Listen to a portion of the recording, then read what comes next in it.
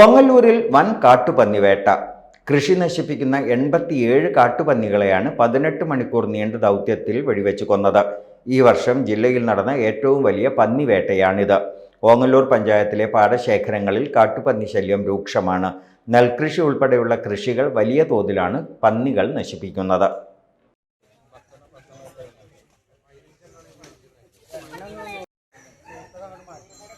അതിന് 15 ആക്കുകയാണെങ്കിൽ ഇതിൽ 14 വരുമ്പോൾ അതിന് 1 കിട്ടാൻ. കർഷകരുടെ നിരന്തര പരാതിയും ഉയർന്നിരുന്നു. പന്നികൾ റോഡിറങ്ങി വാഹനാപകടങ്ങളും പതിവാണ്. തുടർന്ന് പഞ്ചായത്ത് ഭരണസമിതിയുടെ ഇടപെടലിലാണ് പന്നികളെ വെടിവെച്ച് കൊല്ലാൻ നടപടിയെടുത്തത്. ഷൂട്ടർമാരുടെ നേതൃത്വത്തിൽ 18 മണിക്കൂർ നീണ്ട ശ്രമത്തിനൊടുവിൽ കാട്ടുപന്നികളെ കൊന്നു.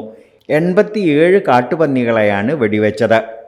കഴിഞ്ഞ ദിവസം രാത്രി മുതൽ നടത്തിയ ഓപ്പറേഷന്റെ ഭാഗമായി 87ഓളം കാട്ടുപന്നികളെ ഓങ്ങല്ലൂർ പഞ്ചായത്തിന്റെ വിവിധ പ്രദേശങ്ങളിൽ നിന്നായി ഒരു 9ഓളം ഷൂട്ടേഴ്സ് ഉണ്ടായിരുന്നു. ഞങ്ങളുടെ നേതൃത്വത്തിൽ വെടിവെച്ച് കൊല്ലാൻ സാധിച്ചു.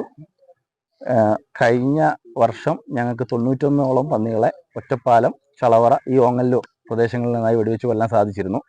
അതിനുശേഷം നടത്തിയൊരു കേരളത്തിലെ ഏറ്റവും വലിയ മാസ് കള്ളിംഗ് ആണ് ഇത്.